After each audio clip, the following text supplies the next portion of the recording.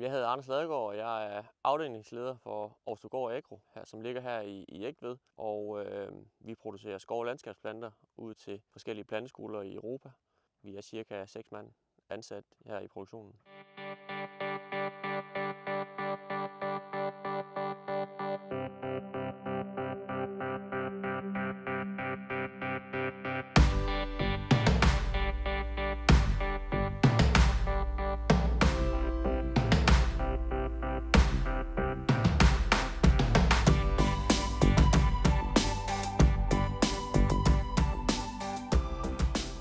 Vi har omtrent 170 hektar, og vi dyrker alt lige fra kornafgrøder til vores efterårsgrøder, og ikke mindst vores hovedkultur, som er planter til det åbne land, samt planter til juletræsproduktion.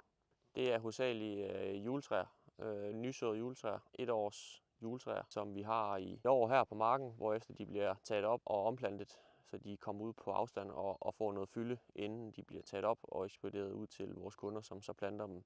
Vores sæson starter rigtig tidligt. Hvis vi har noget forårsfrost, så starter vi i marts med at vande, og så kører det ellers helt frem til september. Det har været nogle varme måneder i september, og ikke mindst har vi kørt vanding hårdt på september. Og hvis vi har et langt stræk på en vandingssæson, så er det fra marts til september.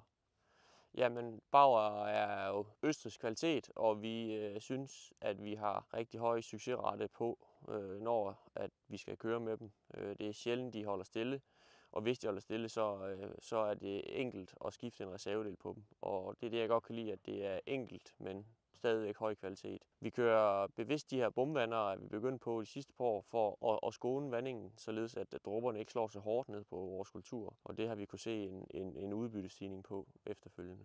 Når det er planter til juletræsproduktion, når de spirer, som de gør herude på marken, så er det vigtigt, at dråbestørrelserne ikke er for store, så det ikke klasker for hårdt sammen på jorden. Så vi har 7 maskiner i dag, hvor 2 er med bomvander. Når vi skal flytte maskinen, så prøver vi at dele maskinerne op i, hvor er de mest effektive. Altså bomvanderne har vi typisk på vores nysåede marker, og ellers fungerer det meget enkelt med, at vi klapper dem sammen og flytter dem. Vores almindelige vandere, de er lidt mere agile, kan man sige, fordi de kan vande lidt flere marker, hvorimod dem her, de vander hovedsageligt vores nyspirede marker. Her giver vi ca. 5-10 mm. Vi vander helst om natten, for at undgå at vande i høj solskin, og dermed så undgår vi de her svidninger og ikke mindst den stressfaktor. Eksempelvis når det er 25 grader og høj sol, så undgår vi vanding, for ikke at de får det her kuldechok.